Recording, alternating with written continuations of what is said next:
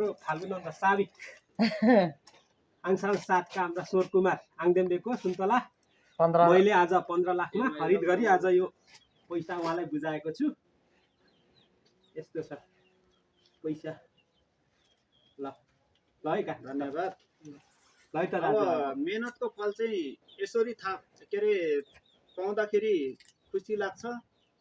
फेरि रोप्नु के भने व्यवसायको उसमा चाहिँ अब त्यसै चाहिँ हुँदैन।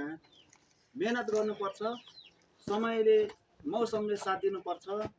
मैले यो पैसा त्यति सजिलै थापेको छुइनँ।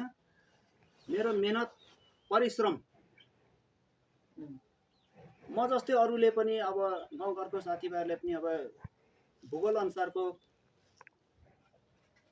समय अनुसार भूगोल अनुसारको ठाउँमा बिरुवा पातहरू लाएर सुन्तला फल्ने ठाउँमा सुन्तला, अन्य फलफुलहरू के हुन्छ त्यो अनुसारको बिरुवा, उन्नत जातको बिरुवाहरू, राम्रो राम्रो बाली बिरुवाहरू ल्याएर तपाईँले पनि थाप्नु होला गर्नुभयो भने यस्तै पैसा आउँछ के। खुसी छु। हुन्छ जस मेरो मेहनत हो। ल याक